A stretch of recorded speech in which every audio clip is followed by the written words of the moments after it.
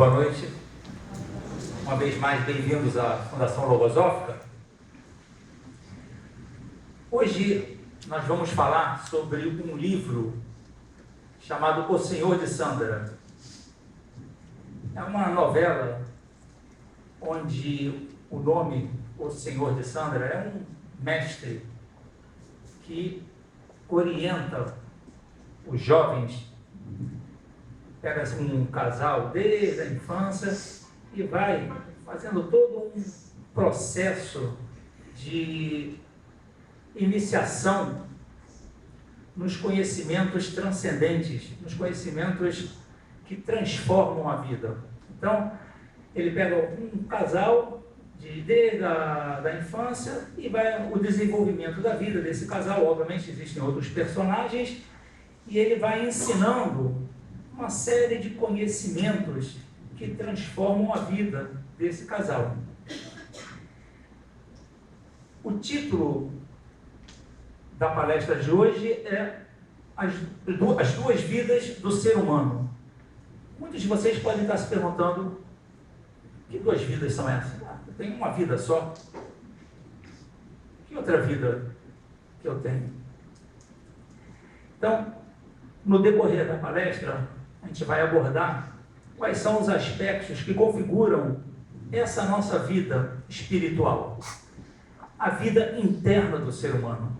Então, todos nós possuímos um mundo interno que normalmente a gente desconhece. Isso não é ensinado nas instituições educacionais. Então, vem um mestre e vai ensinar o que acontece dentro do ser humano e quais são as possibilidades metafísicas que o ser humano possui. E ele vai ensinando isso para a gente vai se transformando gradualmente à medida que a gente vai assimilando esses conhecimentos. O livro aborda dezenas e dezenas de temas que estão todos eles relacionados com a nossa vida. Por isso que é extremamente prático, experimental. E hoje o que nós vamos falar aqui são das nossas experiências vivas, do que a gente experimentou, do que a gente pratica. Né? Não tem muita teorização, é prática. O grande da ciência logosófica é esse, porque a gente pode experimentar na nossa vida e ver o resultado. Claro que não tem aqui nenhum estudante que é perfeito. Aqui é uma escola de aperfeiçoamento. Então, todos nós temos nossas limitações, né, nossos defeitos, nossas virtudes, nossas qualidades. E o que a gente busca fazer é a gente tentar se superar e expandir esse conhecimento que tanto bem tem feito nas nossas vidas.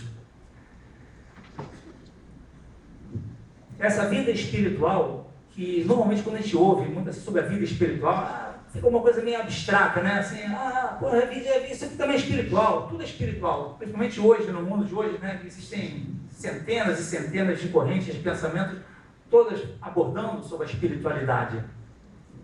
Mas se a gente vai um pouquinho mais profundamente, o que é essa vida espiritual?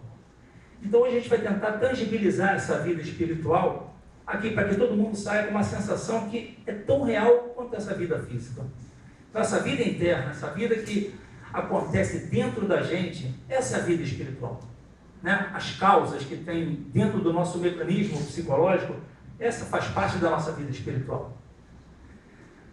Vamos começar então com o Carlos, que vai falar um pouquinho sobre uma experiência sobre a infância, né? Começar pela infância. Todos aqui somos estudantes e vamos só tentar passar para vocês os aspectos que a gente já experimentou, tá? Obrigado, Marco. Boa noite a todos. É uma alegria, mais uma vez, não ouvi isso o tempo todo aqui. É uma alegria tê-los aqui presente, compartilhando conosco essa felicidade que o Marco destacou. Eu vou começar dizendo aqui um ensinamento da logosofia, guardem, porque teve um impacto muito grande na minha vida e penso que pode ter na vida de vocês. Quem quiser chegar a ser o que não é, deverá principiar por deixar de ser o que é. Eu também fiquei assim, eu ouvi, peraí, quem quiser. Então vou repetir. Quem quiser chegar a ser o que não é, deverá principiar por deixar de ser o que é. Isso tem tudo a ver com o título da palestra, que é as duas vidas do ser humano. Vamos ver como é que no decorrer da apresentação que nós vamos fazer, consegue captar como é que essas duas vidas se concretizam. Eu ouvi esse ensinamento numa primeira reunião que eu participei, assim como estão aqui presentes.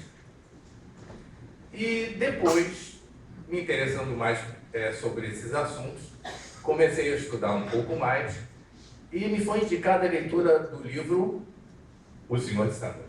Só que naquela época esse livro só tinha em espanhol. Imaginem, eu não tinha um domínio muito grande de espanhol, mas eu resolvi ler esse livro mesmo em espanhol. O que aconteceu? Conforme eu fui lendo o livro, nós brasileiros temos uma facilidade muito maior do que os espanhóis de entender um idioma do outro, né? Então, eu consegui entender muita coisa. O que aconteceu? Eu comecei a me encantar com a relação das imagens que eram apresentadas nos personagens e a minha própria vida. E teve uma passagem que tinha diretamente relacionado nesse percurso que o Marco falou, que a vida do personagem foi desde a infância, com a minha própria infância. Eu, quando cheguei aqui, tinha uma determinada característica, que vão perceber qual era, que dificultava muito o relacionamento, estar com pessoas. E quando eu vi a descrição do personagem, fui à minha infância e descobri que estava lá essa mesma característica. E me recordei de uma passagem que agora é engraçada, mas na época não foi tanto assim. Estava lá na turma e precisavam de alguém para fazer um papel de índio. Adivinha quem é que foi escolhido? Porque essa deficiência também dificulta um pouco você dizer, não, eu não quero, porque você fica um pouco inibido, não é? Então, o que aconteceu? Eu acabei sendo eleito e fiquei lá. Estão visualizando a imagem com o índio vestido a caráter. Não, na infância, não olhem agora não, porque essa imagem agora não é muito agradável. Então, naquela época funcionou, eu fiquei lá, como índio. Mas aquela inibição não me largou. Ao longo dos anos, ela continuou me acompanhando. E quando eu cheguei aqui, eu descobri que, de repente, eu podia me livrar dela. Sabe por quê?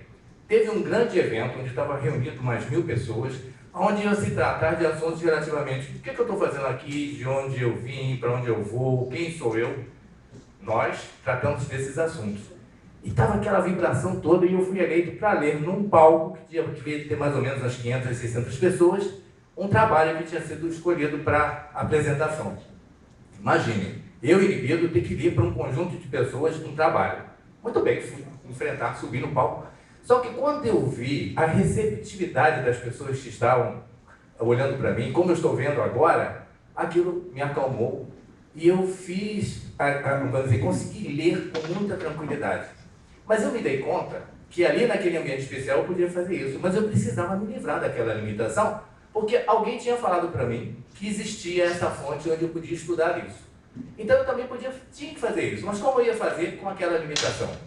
E eu, então, comecei, seguindo o método próprio que a Lucy apresenta, realizar um processo consciente de evolução para poder me livrar daquela limitação. Aí eu pensei, puxa, então eu fiquei muito mais desinibido? Fiquei, mas é só para ficar desinibido?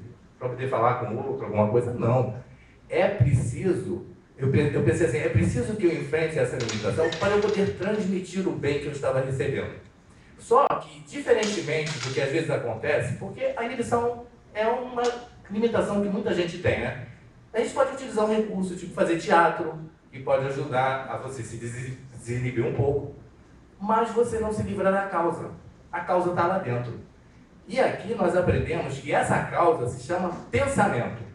E é preciso que a gente mude esse pensamento de inibição, no caso, para a resolução, para que eu realmente possa começar a me transformar. Lembra o que eu disse? Se eu quiser deixar de ser o que eu sou, se eu quiser chegar a ser o que eu não sou, preciso deixar de ser o que eu sou. Então eu comecei a realizar esse processo e fui conquistando essas condições de ser um ser mais livre, com mais confiança, que me permite agora ter 95%, né, de controle já dessa limitação. Hoje já tive que fazer um esforço também, porque eu estava muito bem aqui, comodamente sentado. Não, você tem que se levantar para falar. Ó, quem é que apareceu? De novo, né? Não, mas levantar, falar para tudo. Então, assim, essa limitação, ela pode deixar de existir gradualmente. E isso vai favorecendo que a gente possa, então, falar dessa nova realidade que a gente está buscando conquistar, que é a realidade espiritual. Obrigado, Carlos. Então, a gente começa a perceber que todos nós temos uma série de pensamentos negativos dentro das nossas mentes. E a logosofia vem ensinar justamente a gente gradualmente neutralizando, aqui a gente se chama de deficiências psicológicas, né? Os pensamentos são entidades psicológicas, então a logosofia ensina a gente a gradualmente ir neutralizando essas deficiências e cultivando uma antideficiência, ou seja, o seu oposto, a sua virtude, né? Fala agora, o Rafael vai falar um pouquinho também sobre as inquietudes desde a infância. Boa noite. Muito bom ver esse salão cheio, né? Porque muitas vezes nos dias de hoje é quase que uma raridade parar sábado essa hora e vir aqui escutar uma palestra sobre esse tema. De uma forma ou de outra, cada um chegou aqui. Isso representa que essa vida espiritual tem alguma importância. E quando a gente escuta assim, sobre manifestações espirituais, né, geralmente o que vem na cabeça? A cadeira voando, mesa girando, né? Os filmes colocam essas imagens dentro da nossa mente. Só que acontece? Muitas vezes, as verdadeiras manifestações espirituais são singelas. São quase que um sussurro da nossa natureza interior. E, normalmente, elas se manifestam com mais fluidez na infância. Eu me lembro, quando eu era pequeno, eu tinha muito dessas manifestações. E eu identifiquei num trecho do livro, tem um dos protagonistas, o Marco falou aqui sobre o casal, Cláudio e Griselda. E o Cláudio, ele estava brincando com a prima dele na beira de um rio, e de repente ele soltou assim: Nora, quando eu crescer, eu vou percorrer os mundos. E aí o narrador, ele desenvolve um pouquinho, o que dá a entender que nessa manifestação, ele vislumbrou que o universo tem duas realidades, a física e a metafísica. E ele mostrou esse interesse natural por descobrir tudo isso que estava além do véu da visão comum. Esse é um desses chamados para a natureza espiritual. E eu me lembro, pequenininho, eu devia deixar minha mãe de cabelo em pé, eu olhava assim, como é que pode surgir isso tudo do nada, né? Como é que alguém criou isso tudo? Se criou, em que sentido? Eu falava, mãe, tudo bem, se foi Deus que criou, por que ele criou e se escondeu na mente da criança? Por que ele criou e se escondeu, mãe? Por que a gente não pode ver ele e entrar num diálogo aberto com ele? De uma forma ou de outra, acho que todos nós temos essa pergunta lá dentro. E aí, obviamente, veio a adolescência, vem os hormônios, e eu esqueci disso tudo, né? Enfim, vivi as experiências da adolescência. E eu me lembro que quando eu comecei na faculdade, logo nos primeiros períodos, teve uma aula de filosofia. E aí falaram sobre o mundo das ideias de Platão. Aquilo dali começou a reacender tudo, aquele carvãozinho que estava apagado ali, aquela brasa estalou e começou a sentir aquela quentura, aquela vontade de conhecer um pouquinho mais. E eu via que era muito próximo do que eu experimentava, porque eu tinha essa característica de ter muitas ideias e eu via que elas vinham prontas. E depois o que eu tinha que fazer era desconstruir, pensando como é que eu tinha que estruturar para manifestar ela. Mas vinha uma imagem pronta, eu não tinha criado. Então, existe esse mundo e tem imagens que povoam esse mundo e que vêm atraídas à minha mente por esforço. Todo mundo pode fazer agora o exercício de ver se já aconteceu isso consigo mesmo. Então, esses conhecimentos, né, são factíveis de serem experimentados, porque são manifestações naturais de todo mundo. E se eu tivesse que trazer um elemento importante, todo mundo que está escutando agora sobre esses temas aqui, quando sentir algo diferente dentro de si, uma afinidade por eles, isso é a realidade dessa manifestação espiritual, né? Esse é um chamado. Vem cá, olha aqui, você também tem essa vida, dá importância. E aí, mais ou menos nessa época, eu acabei tomando contato, né, com a logosofia, eu percebi esse chamado e eu tangibilizei que poderia existir uma forma de conhecer e buscar um contato consciente com essa realidade do Criador, de Deus, né? E aí eu estou aqui. Okay, obrigado, Rafael.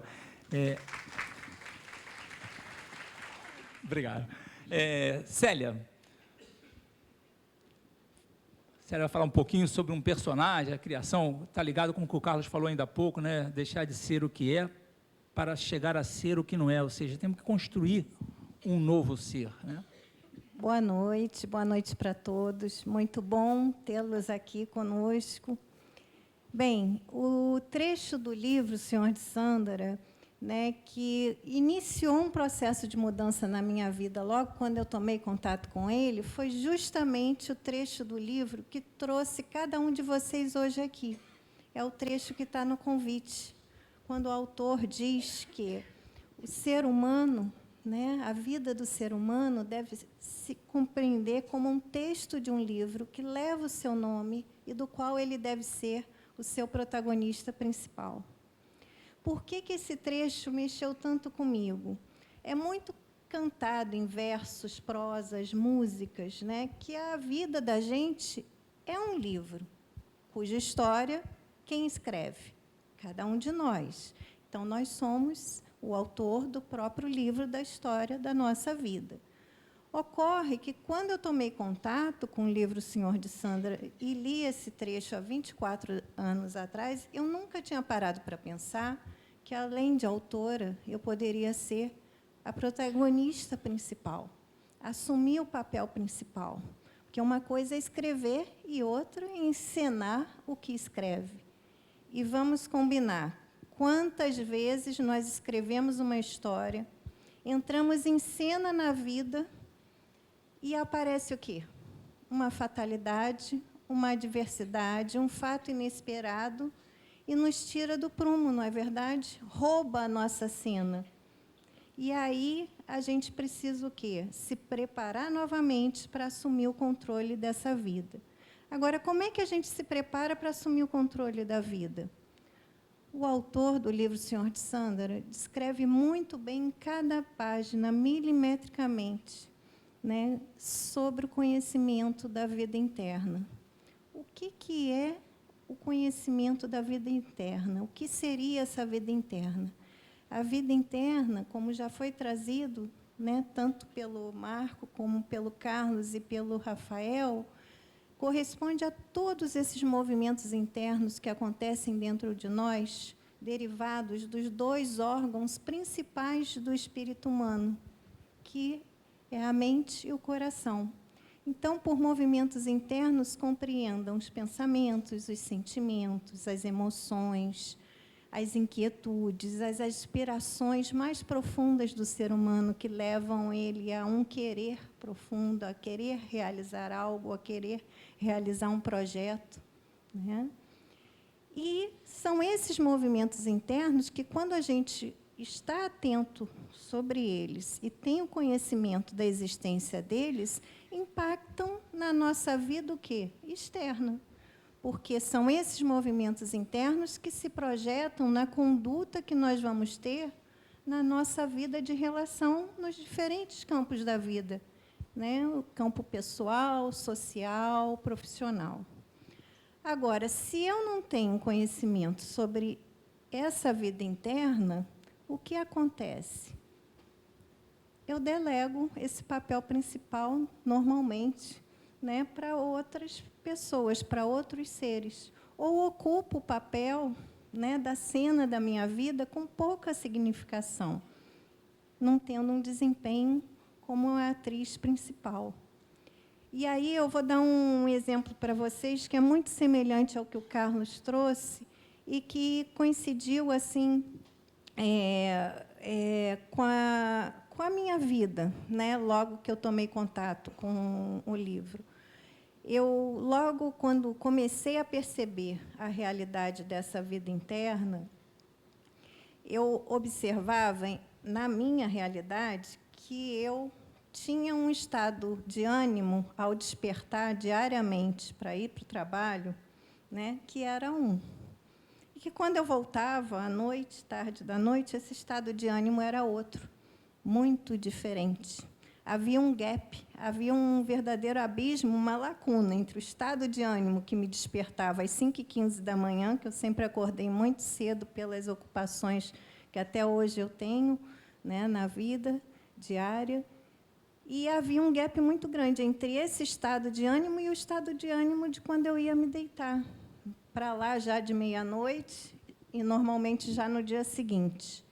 E, muitas das vezes, eu não me identificava, né, quando eu ia deitar, naquilo que eu tinha realizado durante o dia. É como se tivesse ocorrido uma verdadeira ausência, né, da minha atenção sobre aquilo que eu realizava, né?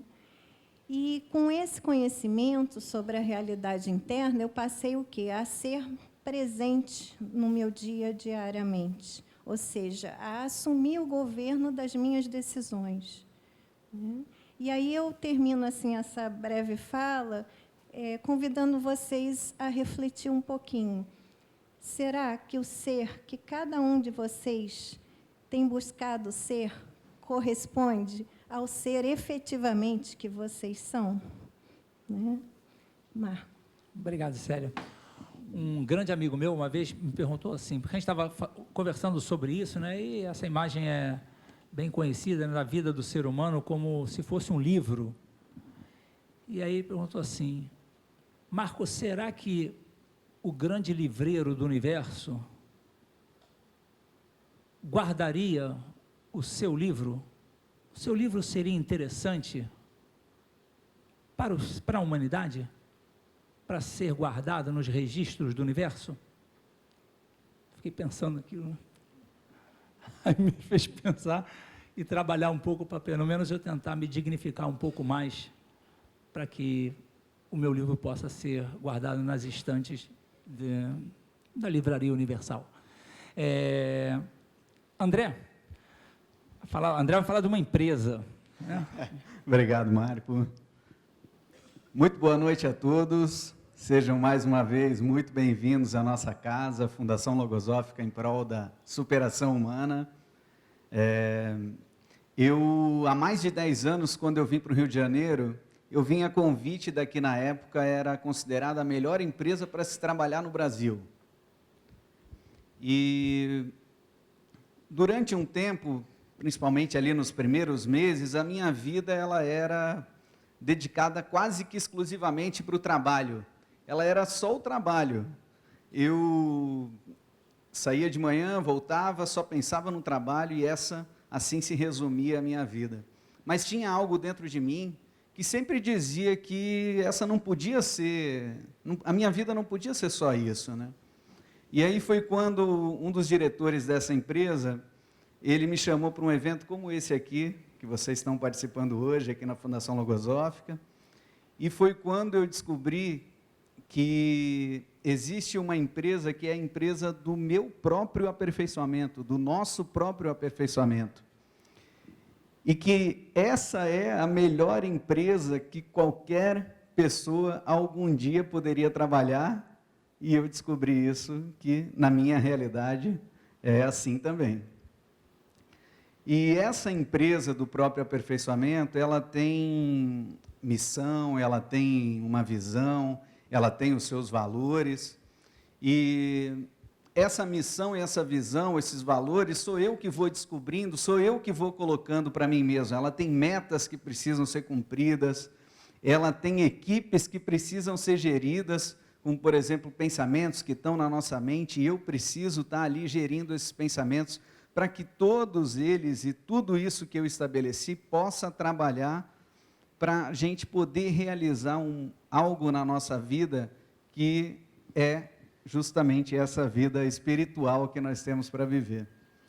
E esse livro, O Senhor de Sandra, que a gente está homenageando hoje aqui, é um livro que, ao contar essa história do protagonista, dos protagonistas, né, e também dos personagens, ela vai apontando essa vida comum, essa vida do dia a dia, do trabalho, das dificuldades, das características negativas que a gente carrega e que a gente quer modificar, mas também vai mostrando para a gente essa realidade dessa vida espiritual. E isso me marcou muito, porque eu pude fazer um paralelo com a minha própria vida e olhar sinceramente para dentro de mim e observar aqueles pensamentos negativos que ainda estavam ali fazendo parte da minha vida e que eu não dava atenção e eles continuavam me prejudicando. Então eu comecei a ter a possibilidade de modificar não só esses pensamentos, mas sentimentos, criar a possibilidade de existir dentro de mim um novo André. E para isso eu precisava ir muito a fundo. E esse é o convite que a gente vem fazer a todos vocês. É olhar para dentro, é olhar para si mesmo e buscar essa vida espiritual que existe dentro de nós. Esse novo André, ele está acontecendo no dia a dia, então eu continuo dando aquele valor que o trabalho tem que ter na minha vida, eu continuo dando valor para todos os campos e todos os aspectos da minha vida, mas eu sei hoje que eu consigo viver essa realidade da vida espiritual.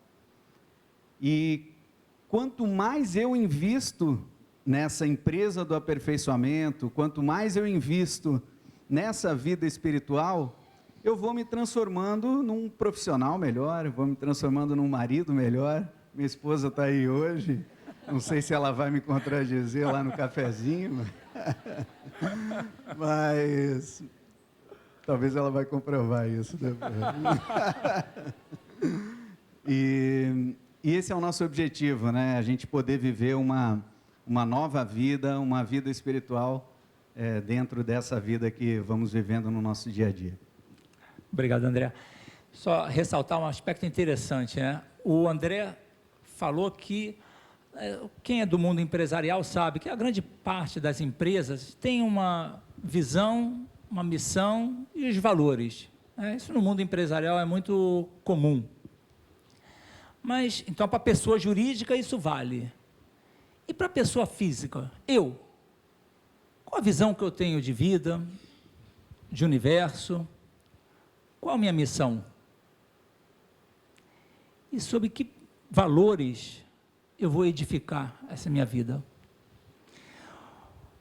Karina vai falar sobre um tema que é interessante. Matrimônio. Boa noite a todos. Hoje é um dia muito feliz para mim, estou muito feliz de estar aqui. Eu vou começar contando para vocês como é que foi o meu primeiro contato com o livro O Senhor de Sandra. Eu tinha 18 anos quando eu fiquei noiva, e quando eu tinha 20 anos e o meu marido 22, a gente se casou. Quando eu fiquei noiva, a minha mãe chegou para mim com o livro O Senhor de Sandra e falou assim: minha filha, esse é o melhor presente que eu posso te dar nesse momento.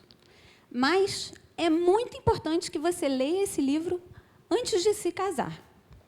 Eu peguei o livro era em espanhol. Eu falei: mãe, eu não sei espanhol. Ela falou: dá um jeito, porque os conhecimentos que tem nesse livro vão ser importantes para você, para a sua vida toda. Eu, que era uma filha muito obediente, que levava muito em conta o que os meus pais falavam, fui ler o livro. E hoje, 30 anos de casadas depois, completados esse ano, com 2 filhos lindos, 2 rapazes, eu consigo compreender cada vez melhor por que a minha mãe e o meu pai também queriam tanto que eu lesse esse livro. No livro, o autor apresenta um conceito de vida e um conceito de matrimônio muito elevados, simples, mas diferente do que normalmente as pessoas vivem. Ele apresenta o matrimônio como uma das empresas mais transcendentes que nós podemos constituir. E que o matrimônio não é uma instituição falida. O livro foi escrito há mais de 60 anos atrás e já se falava do matrimônio como uma instituição falida. Mas que falidos podem ser os seus contraentes se não se preparam para o que vão viver. Que é um encontro ou um reencontro de dois espíritos que querem evoluir juntos. Onde um dos principais papéis que cada um de nós tem que ter é o de ajudar o outro. Ajudar o outro a ser melhor, ajudar o outro a ser feliz, ajudar o outro a se completar. E que a decisão de se casar tem que ser uma decisão tomada conscientemente, juntando o coração, mas também a mente, sabendo por que eu quero me casar. E também sabendo quais são os direitos e os deveres que você está assumindo com esse novo compromisso na sua vida. Eu me recordo que, quando a gente ficou noivo, meu noivo chegou para mim e falou assim: a gente vai ter que fazer um contrato. Mas não é um contrato físico, não. É um contrato moral. Eu achei aquilo muito estranho, mas, na época, eu achava que ele era mais evoluído que eu, na época. E também porque o amor é lindo, né? Então, e também porque a minha sensibilidade me dizia que podia ter alguma coisa certa ali. Então, eu concordei. E hoje eu sei a importância que os combinados têm na vida de um casal. E, além dos combinados, a importância de se buscar um ideal superior comum, que não esteja vinculado apenas com a vida material. Bom, quando alguém quer abrir uma empresa, quando alguém quer buscar uma colocação profissional melhor, a pessoa busca capacitação. Capacitação é uma palavra que hoje está super na moda, tem capacitação para tudo, mas quase tudo vinculado com a vida profissional. Agora, será que a gente precisa de capacitação para viver? Para viver uma vida dois? Para constituir uma família? Para educar filhos? Sim, a gente precisa de muito conhecimento. A gente precisa conhecer o nosso mundo interno, a gente precisa conhecer tudo o que acontece dentro de nós, a gente precisa conhecer os recursos mentais e sensíveis que a gente possui e que muitas vezes a gente desconhece.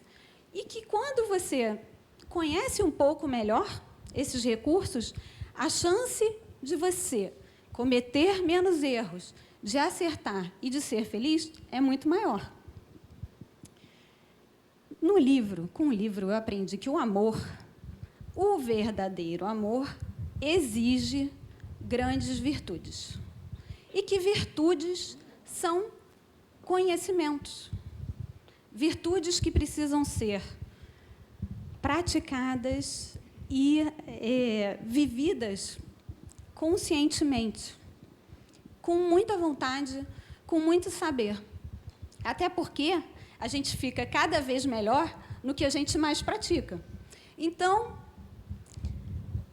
se eu pratico a queixa, eu vou ficar muito fera em me queixar, vou ficar uma queixosa de carteirinha. Agora, se eu, por exemplo, pratico a conciliação, eu também vou ficar cada vez melhor na arte de conciliar.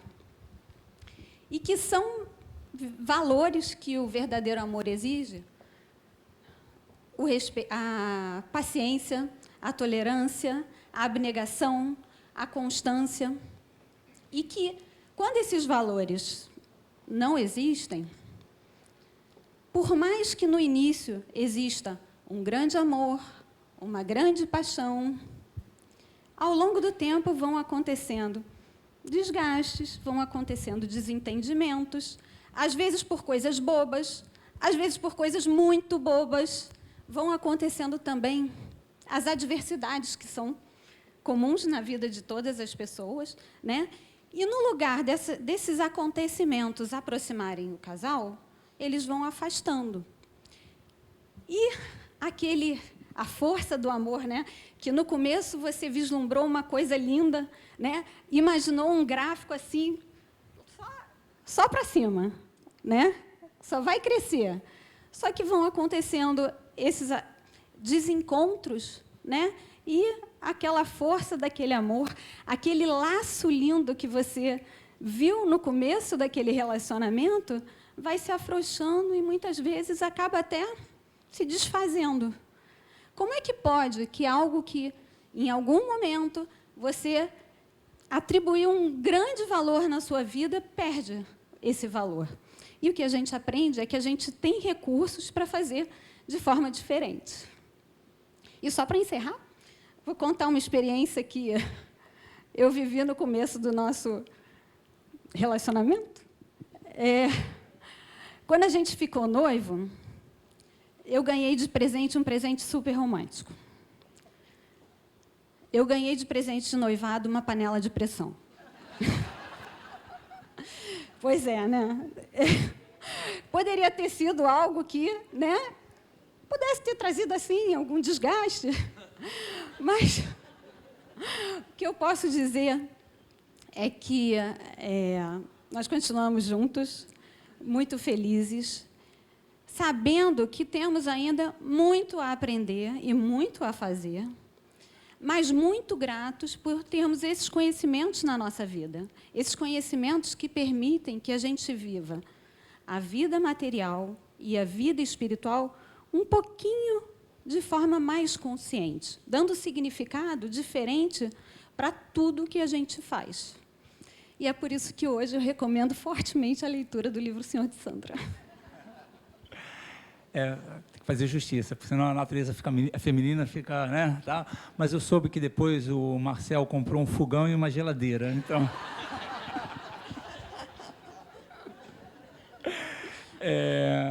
Carlos, vai falar agora sobre a espera.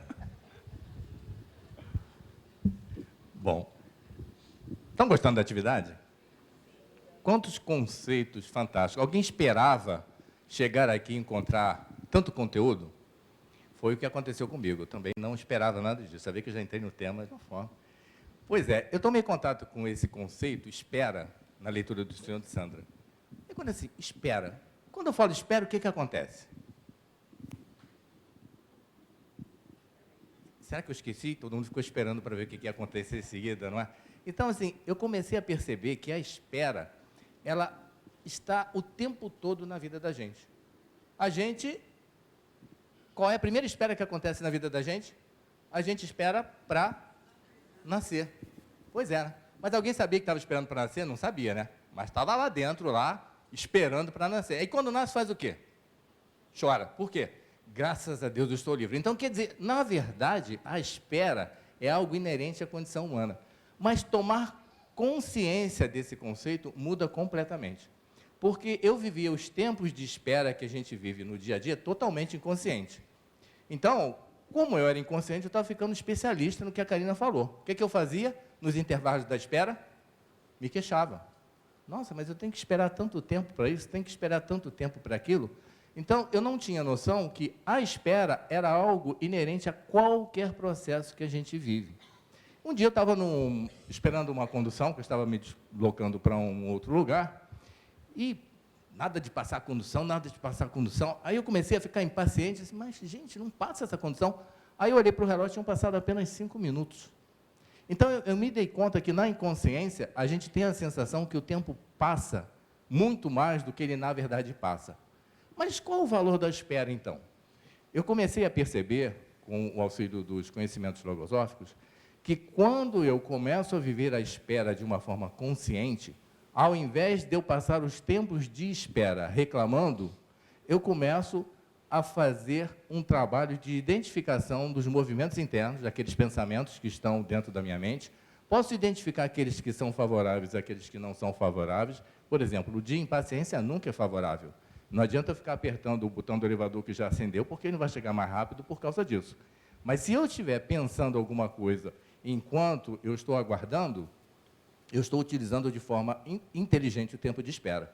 Por exemplo, um pintinho, todos nós sabemos que leva 21 dias para sair. A logosofia nos recorda essa imagem. Se eu posso ficar muito bem sentado esperando que nasça o pintinho. Ou enquanto aquele processo está se gestando, eu posso pensar em muitas outras coisas, construir muitas coisas, principalmente relativamente ao atendimento dessa parte da vida espiritual que nós estamos falando aqui. Não é? Outro tempo de espera que, não sei, talvez nem todos vivam, mas, por exemplo, você está em casa, vai sair com a família e você tem naturezas femininas na sua família. Esse tempo de espera, né? Não tem jeito, você tem que esperar. Você pode esperar reclamando, pode esperar cobrando, mas já está na hora, quanto tempo? Ou você pode, né, tranquilamente esperar, sem reclamar, com suavidade. Claro que eu estou no processo de conquista dessas condições. Não é de uma hora para outra que a gente se torna um ser assim, tão controlado a ponto de dominar todos os recursos da espera. Mas o que mais me chamou a atenção na espera foi exatamente que é através da utilização dos tempos de espera que a gente pode construir uma vida mais consciente, projetando para o futuro o atendimento progressivo de tudo aquilo que diz respeito a essa vida interna, a essa vida espiritual, conquistando conhecimentos.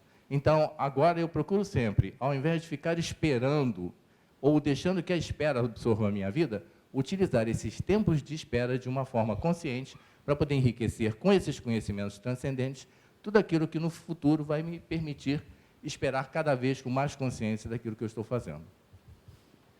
E com isso a gente pode justamente atribuir um valor maior ao tempo. Então a gente começa a aproveitar o tempo, esses tempos de espera, para fazer uma série de outras atividades, em vez de justamente ficar reclamando, fazendo as coisas, impaciente e tal. Bom, já que vai ter que esperar, tenta cultivar internamente, ou fazer alguma reflexão, pensar em alguma coisa produtiva, tanto para si como para os semelhantes, né? Fazer um bom uso do tempo. Rafael, falar um pouquinho sobre as experiências, né? Isso. Há mais ou menos 10 anos atrás, eu tive uma oportunidade também de participar de uma palestra aqui. Foi estratégia mental no jogo da vida. Tava eu e o Marco. E aí, meus pais estavam aqui vendo, aí no final da palestra, né, todo mundo aplaudindo, assim, né, feliz. Aí falei com a minha mãe, adorei o que você falou, meu filho, você foi ótimo. Mas o que o Marco falou, aí eu... Por que, mãe?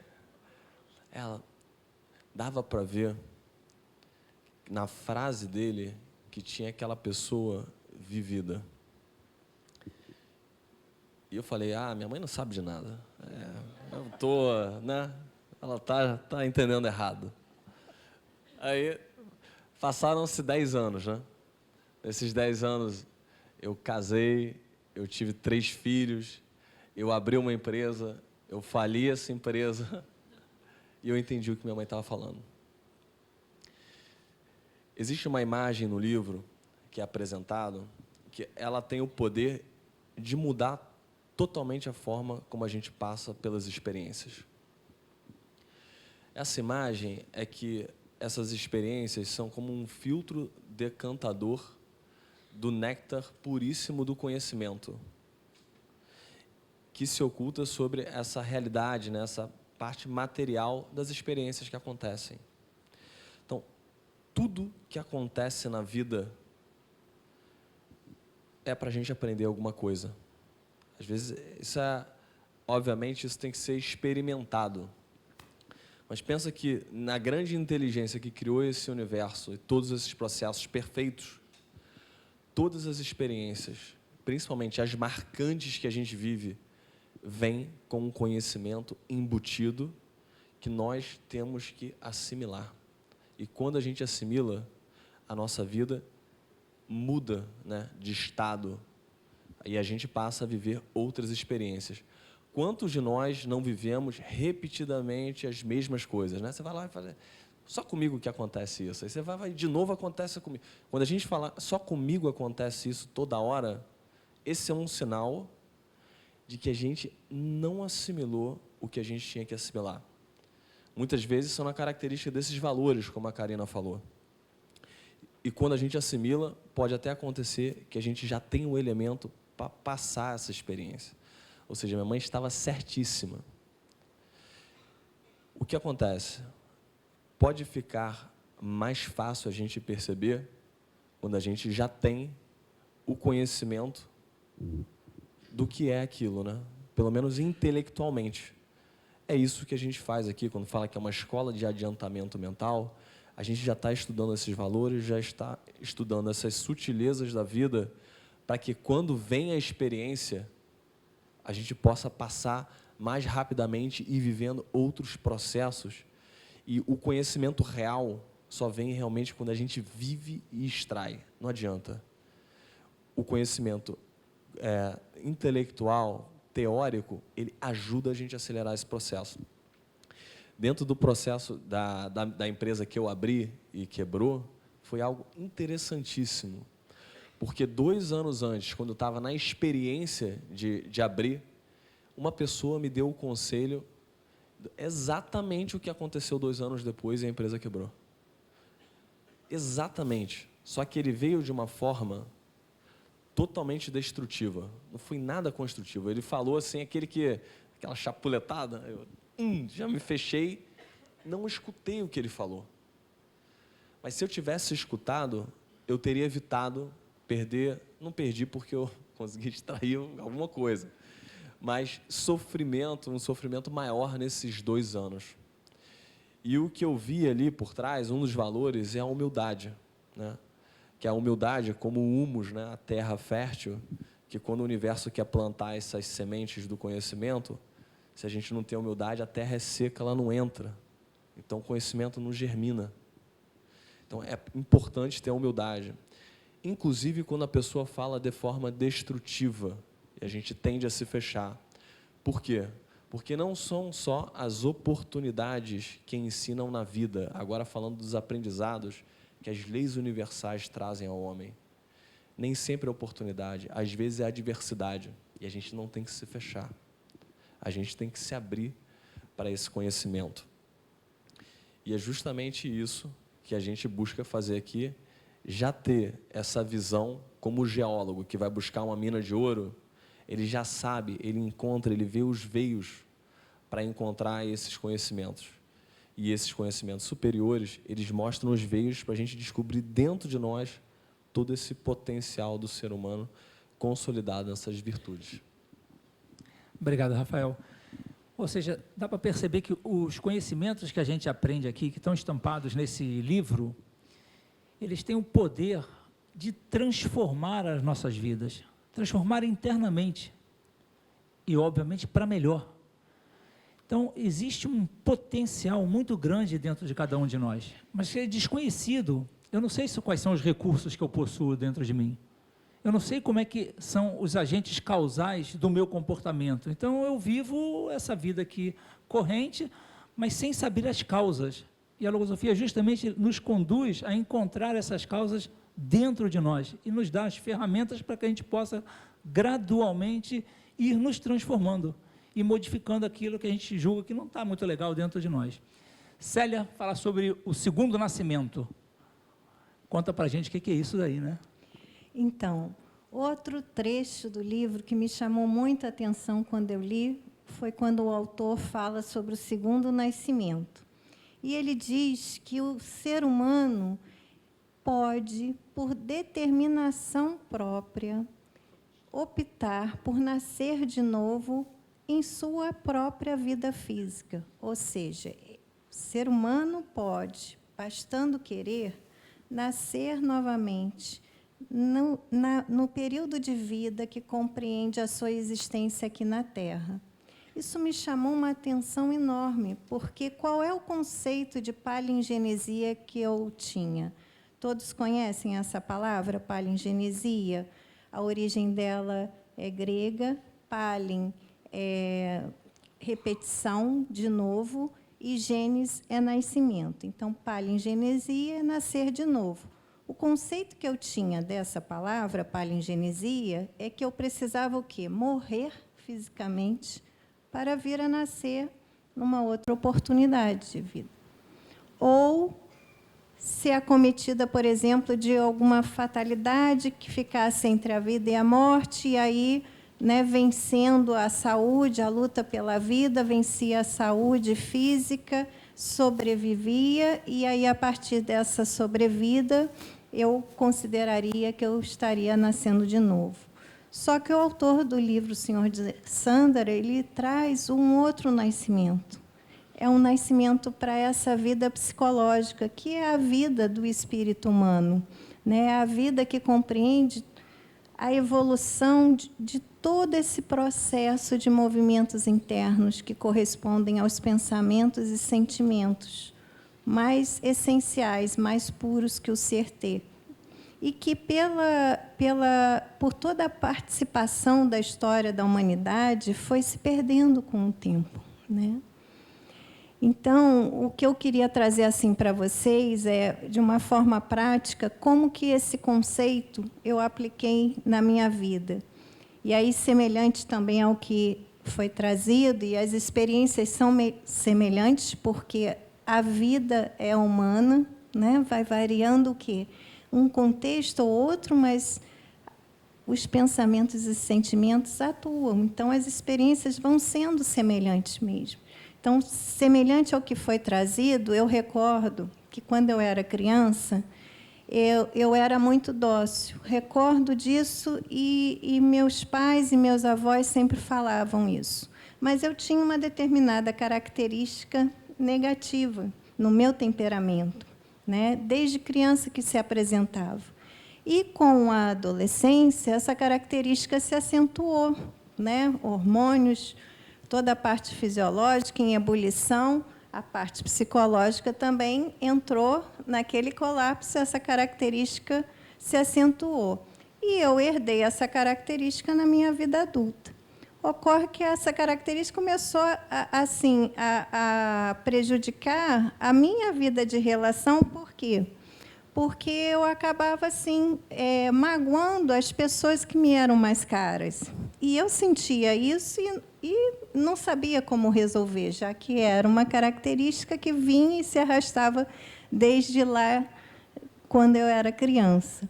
Ocorre que, quando eu tomei contato com todos esses conhecimentos que já foram trazidos e que o livro demonstra, quando eu tomei contato que a característica negativa, a deficiência psicológica, nada mais é do que um pensamento negativo enquistado na mente, e que, para vencê-lo, para combatê-lo, basta você aplicar o antídoto, que é o pensamento positivo correspondente a ele em virtude, isso mudou totalmente. Minha vida passou a tomar um outro sentido. E, especialmente, o trabalho e labor interno que eu fui realizando em mim mesmo para superar essa característica. E aí o que a gente começa a ver é que, de posse desse conhecimento, né, da vida interna, de como se apresentam os movimentos internos, os pensamentos e sentimentos, você vai o quê? Cambiando de posição, mudando a sua posição. O impaciente vai se tornando mais paciente, porque isso passa a ser um objetivo de superação para ele, né? O impulsivo se torna um contido mais reflexivo, porque um contido oprimido vai virar uma panela de pressão, né? E por aí vai, né? Com esse conhecimento, eu destruí uma crença que culturalmente eu trazia comigo e que era uma crença paralisante, de que pau que nasce torto, morre torto. E, com base nesse conhecimento, né, eu consegui concretar uma lenda mitológica que eu gosto muito, que é a de Fênix, que é o quê? Renascer das próprias cinzas, a partir dessa vontade genuína de querer se superar. Obrigada. Obrigado, Célia. Tem a ver com o que o Carlos falou, né, daquele ensinamento que diz: quem de vós quiser chegar a ser o que não é, deverá principiar por deixar de ser o que é. Ou seja, esse processo de renascimento, ele é gradual, né? Ele tem vários ângulos, um deles é esse, que gradualmente a gente, ao substituirmos, né, um pensamento, ao substituirmos uma característica negativa por algo positivo, a gente já está começando a se transformar, a gente já está deixando de ser aquilo que a gente era para algo que a gente gostaria de ser, para uma imagem arquetípica, né, do ser humano. André vai falar para a gente sobre o destino. O destino já está prefixado, não está prefixado? Eu posso mudar o meu destino? Obrigado, André. Marco. Bom, nesse livro o autor ele apresenta o destino como uma carruagem. E aí eu tentando me imaginar, talvez eu jamais teria essa ideia de que o destino fosse uma carruagem, a carruagem do destino. E logo o primeiro pensamento que vinha à minha mente, se eu me colocar dentro dessa imagem, como que eu vou me colocar ali? Vou me colocar lá dentro da carruagem, como sendo transportado por alguém, né? Como se eu fosse um rei, né? Com todo conforto, né? E quando eu tinha 17 anos, eu deixei a casa dos meus pais para fazer faculdade numa outra cidade, né? E esse entendimento de que alguém tinha que me carregar, que tinha até a obrigação de me carregar, ele me causou uma série de dificuldades, muitas dificuldades para eu poder me adaptar a essa nova realidade, e isso, por consequência, me gerou uma série de adversidades, né? E ainda pensando nessa imagem, se eu me colocar dessa forma, talvez um dia aquele que está lá carregando essa carruagem, ele vai me botar no lugar dele, né? E eu, quando eu estiver muito cansado de carregar, eu posso até ser atropelado por ela, né? Então é uma imagem muito forte sobre o destino, que eu não queria que fosse assim, né, o meu destino, né? E nesse livro o autor ele também apresenta a possibilidade de que nós possamos assumir as rédeas dessa carruagem do destino. E essa é uma imagem simbólica que, para mim, representa todos aqueles elementos que estão lá no meu interno e que eu desconhecia, como, por exemplo, qual é o sentido da minha vida, qual é a missão que eu tenho que cumprir nessa etapa, por que eu preciso realizar algo nessa vida espiritual. Eram todas perguntas que eu tinha no meu interno que se transformaram em elementos a partir do momento que eu tomei contato com conhecimentos que me dissessem: André, você pode assumir as rédeas dessa carruagem, mas mais do que isso, você pode decidir o lugar para onde você quer ir, aquele destino que você vai colocar lá na frente, e você pode também escolher o caminho para chegar lá. E quando eu faço isso, eu também posso, conhecendo esse trajeto, afastar tudo aquilo que vai me desviar daquele caminho. E esse é o que eu posso realizar hoje na minha vida, é escolher uma nova rota, uma rota que vai me levar para um destino que eu sou consciente do caminho que eu estou percorrendo até chegar nele. Isso tem uma grande representatividade para mim, porque é uma mudança total em relação àquela experiência que eu vivia há bem pouco tempo atrás, né? Que me trouxe muitas dificuldades. E, contrário àquilo que eu vivia anteriormente, essa nova rota que eu tracei para mim, para a minha vida, para o meu destino, tem me trazido muitas alegrias, tem me trazido muitas felicidades. E isso é o que me faz me manter nesse trajeto, isso é o que me faz buscar chegar naquele destino que eu estabeleci para mim. Por isso, quando o Marco perguntou se está pré-determinado, tem coisas na nossa vida que estão pré-determinadas, mas aquilo que cabe a mim decidir sobre a minha vida, eu preciso decidir. Essa rota, quem traça sou eu, porque eu estou falando da minha própria vida, né, do meu próprio destino. E o convite que eu faço hoje novamente aqui é justamente nessa imagem de que todos nós possamos tomar contato com um conhecimento que transforma esses conceitos, como um conceito de vida foi transformado na minha realidade, para que todos nós também possamos conduzir as carruagens dos nossos próprios destinos, né? Para que nós todos possamos ser donos da nossa própria vida, para que nós possamos ser donos dessa carruagem e condutores dela. Obrigado, André. Bom, a gente agora vai finalizar essa palestra. Duas imagens que eu gostaria de passar para vocês. Uma, no final do livro, o Senhor de Sandra, que é o personagem principal, ele faz um discurso num clube. e ele aborda justamente esses temas, né? Deus existe, não existe? O que é Deus? Né? E ele dá ali uma série de reflexões, faz uma série de reflexões que realmente demonstram uma concepção muito diferente do que eu particularmente tinha aprendido, que comumente é passado para a gente, né? Deus, aquele ser opressor, né? Punitivo, ao mesmo tempo que é amor, mas pune de uma forma assim até cruel. E aquilo vai ficando nas nossas mentes, né, desde criança. E ali ele apresenta um novo conceito, uma nova concepção de Deus, de vida, do espírito humano. O que é o espírito? Ele apresenta o ser humano num outro reino, não está no reino animal, né? Ele afirma que tem um outro reino, que justamente é o reino hominal. Quem, obviamente, tiver a oportunidade de ler esse livro vai constatar essa realidade. A última imagem que eu queria deixar para vocês, que é da própria natureza, e que, ao meu ver, simboliza também o livro, que é o processo de transformação da lagarta em borboleta.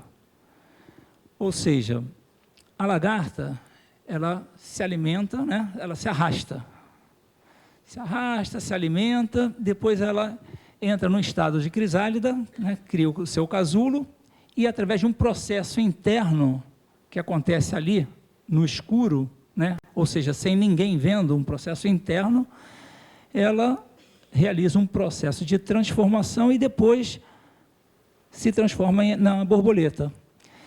Ou seja, ali a natureza está ensinando para a gente o quê? Se um animal ele é capaz de fazer uma transformação e depois que ele se arrasta, ele começa se arrastando, ele pode alcançar altos voos ao se transformar. Ficamos pensando o seguinte: será que o ser humano é inferior a uma lagarta?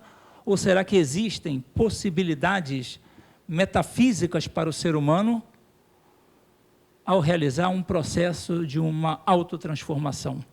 Queria agradecer a todos vocês e muito obrigado aí pela presença.